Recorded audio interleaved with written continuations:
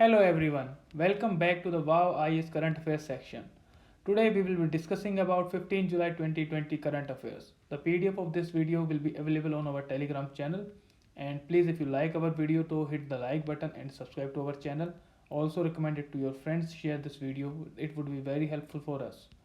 Today's current affair topics are: first one is Afghanistan Pakistan Transit Trade Agreement. Second topic is Google for India Digitalization Fund. India's voluntary national review of SDGs यानी sustainable development goals का जो review एक meeting होती है उसमें India ने अभी अपने रिव्यू को सबमिट किया है.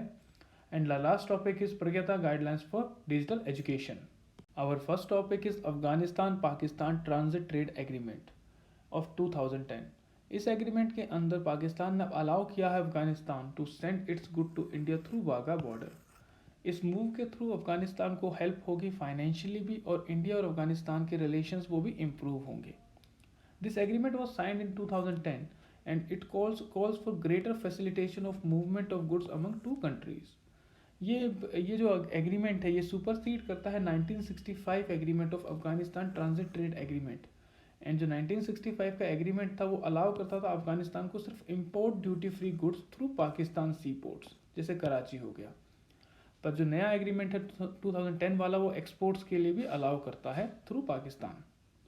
The 2010 APTA allows both countries to use each other's airport, railways, roads, ports for transit trade along designated transit corridors. पर ये एग्रीमेंट कवर नहीं करता अगर किसी तीसरी कंट्री के साथ कोई ट्रांसपोर्ट व्हीकल जा रहा है रोड के थ्रू. तो इसका मतलब ये है कि अब अफगानिस्तान को जो अपना ट्रक्स हैं वो ऑफलोड करने पड़ेंगे वाघा बॉर्डर पे, जहाँ से पाकिस्तानी ट्रक्स उस गुड्स को इंडिया में पहुँचाएंगे. और ये मूव इसलिए इम्पॉर्टेंट है बिकॉज पाकिस्तान के अंदर क्या है, ब्लैक मार्केटिंग होती है, गुड्स को स्मगल किया जाता है और इसका मेजर सोर्स अफगानिस्तान था. तो इस चीज़ को कट करने के लिए और पाकिस्तान और अफगानिस्तान को हेल्प करने के लिए इन इट्स रेवेन्यू जनरेशन ये मूव लिया गया है कि Afghanistan can now offload it's goods at Wagah border, और जहाँ से उसको इंडिया में सप्लाई कर दिया जाएगा. सेकेंडली, जो अफगानी ट्रक्स ऑफलोड होंगे they will be moving back empty. वो इंडियन गुड्स को नहीं लेके जाएंगे अफगानिस्तान के अंदर. और ये मूव इसलिए है to prevent the black market of Indian goods in Pakistan. Second topic is Google for India digitalisation fund. Google इस फंड के अंदर लगभग $10 बिलियन इंडिया में इन्वेस्ट करेगा. और इसका फोकस क्या रहेगा? It's focus will be digitalising the economy and building India first products and services. तो इसके एलिमेंट्स क्या क्या होंगे? इसके मोस्टली 4 एलिमेंट्स होंगे. The first one is that कि इंफॉर्मेशन जो अवेलेबल है वो लोकल लैंग्वेज में अवेलेबल कराई जाए हर एक इंडियन के लिए. तो मेजरली जो मेजर लैंग्वेजेस हैं इंडिया की उन सब में इसको इन्फॉर्मेशन को या डेटा को ट्रांसलेट किया जाएगा. सेकेंड थिंग ये है कि ऐसे प्रोडक्ट्स और सर्विसेज बनाए जाएँ जो सिर्फ इंडिया की नीड के लिए अकॉर्डिंग हो, जो इंडिया की यूनिक नीड्स हैं उसको केटर करने के लिए हैं. थर्डली, ये बिजनेसेस को भी हेल्प करेगा in their digital transformation journey. And lastly, it will use AI for social goods like health हो गया, एजुकेशन हो गया या एग्रीकल्चर हो गया. तो गूगल अकेला एक वो इंटरनेशनल कंपनी नहीं है जो इंडिया के अंदर इन्वेस्ट कर रहा है. There are other companies also जो इंडिया के अंदर इन्वेस्ट कर रही हैं. जैसे अमेजोन, उन्होंने $1 बिलियन इन्वेस्ट किए हैं इंडिया के अंदर. फेसबुक ने जैसे अभी रिलायंस जियो के अंदर $5.7 बिलियन इन्वेस्ट किए हैं. And Microsoft venture fund MI12 वो भी सोच रहा है इंडिया के अंदर अपना एक ऑफिस खोलने की, और ताकि इसमें इन्वेस्टमेंट अपॉर्चुनिटीज़ को परस्यू किया जा सके इन B2B business software startups. Next topic is India's VNR on SDGs. India ने अभी at the UN high level political forum on sustainable development goals 2020 वाली मीटिंग में अपने voluntary national review of sustainable development goals को submit किया है. इस meeting के अंदर इंडिया को रिप्रेजेंट करता है नीति आयोग. ये आपको पता होना चाहिए कि SDGs के रिगार्डिंग कौन सी एजेंसी इंडिया को रिप्रेजेंट करती है, तो नीति आयोग है. Even for implementation of SDGs NITI Aayog he nodal agency है. और जो हाई लेवल पॉलिटिकल फोरम है वो रिव्यू करती है प्रोग्रेस ऑफ SDGs को, और ये एनुअली मीट करती है इकोसोक ऑफ UN के अंडर. और मेंबर्स इसमें अपने एक्सपीरियंसेस शेयर करते हैं, सक्सेस स्टोरीज बताते हैं, चैलेंजेस वो फेस कर रहे हैं, लेसन जो उन्होंने लर्न किए उनको एक दूसरे से शेयर करते हैं ताकि वो एक दूसरे से लर्न कर सकें कि इन चैलेंजेस को कैसे ओवरकम करना है या क्या चैलेंजेस वो फ्यूचर में फेस कर सकते हैं.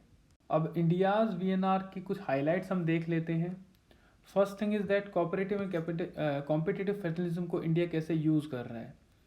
The government at different level shoulder different responsibility, जैसे localisation enables each level to play its role. Secondly, promoting healthy competition at sub national level. तो कंपटीशन को और फेडरलिज्म को हम यूज़ कर रहे हैं to achieve the SDGs. Second thing is localise solution.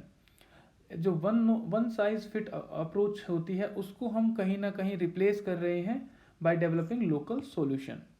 तो it also facilitates peer learning, यानी एक दूसरे से हम लर्न कर सकते हैं वो भी ये फैसिलिटेट करती है.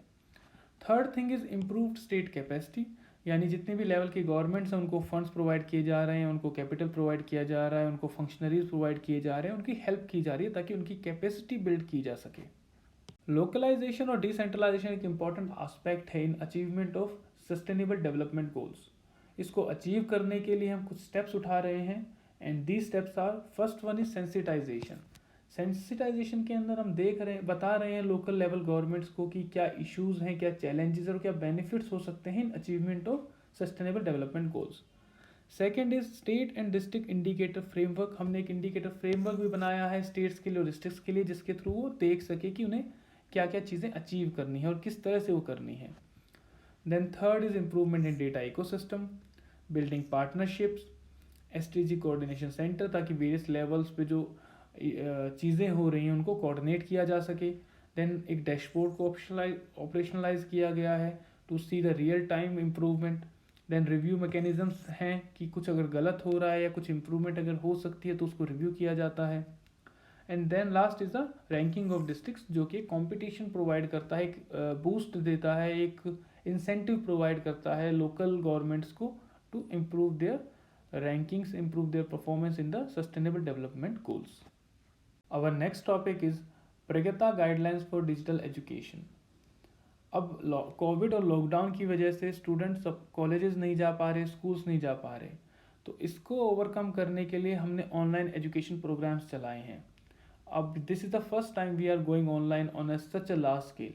तो इसको स्ट्रीमलाइन करने के लिए HRD मिनिस्ट्री ने निकाली है प्रगता गाइडलाइंस ऑन डिजिटल एजुकेशन.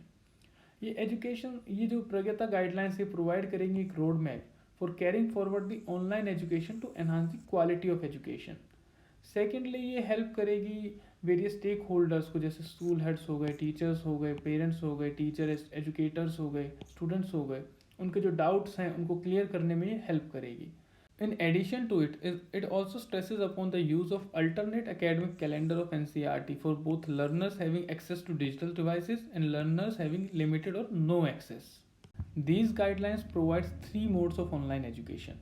पहला है ऑनलाइन मोड. ऑनलाइन मोड इस उन एरियाज़ के लिए है जहाँ पे एक बहुत ही ज़्यादा स्मूथ इंटरनेट कनेक्टिविटी है. Second is partially online mode. वहाँ ये उन एरियाज़ के लिए है जहाँ पे रेगुलर इंटरनेट कनेक्शन नहीं है पर डिसरप्शंस में है, still the videos can be heard. Third one is offline mode. ये उन एरियाज़ के लिए है जहाँ पे इंटरनेट कनेक्टिविटी या तो बिल्कुल ही नहीं है या बहुत ही लेस बैंडविड्थ के साथ है, जैसे 2G हो गया. तो इस बैंडविड्थ के साथ ऑनलाइन क्लासेस को दिखा पाना या ऑनलाइन क्लासेस को स्ट्रीम कर पाना ईजी नहीं है. Along with this, these guidelines also include 8 steps for online digital learning.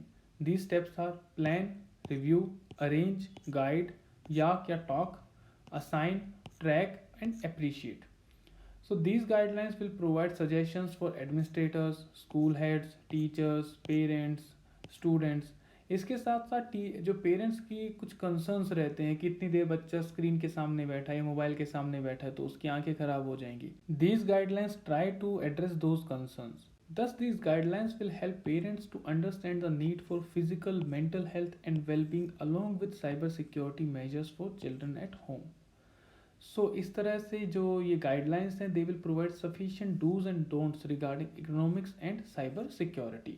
Along with this it is also recommended the screen time जो बच्चों के लिए हो सकता है, जैसे प्री प्राइमरी के लिए सिर्फ 30 मिनट का एक सेशन मैक्सिमम हो सकता है. सेकेंडली, क्लास 1 to 8 के लिए 2 सेशन हो सकते हैं 30 से 45 मिनट तक के. थर्डली, 9 to 12 क्लासेस के लिए 4 सेशंस हो सकते हैं on daily basis from 30 to 45 minutes. Along with this, it is also recommended to adapt an alternate academic calendar of NCERT. So इसी के साथ हम आज की वीडियो को एंड करते हैं. We hope that आपको ये अच्छी लगी होगी और आपके लिए यूज़फुल भी रही होगी. Thank you very much and have a very nice day.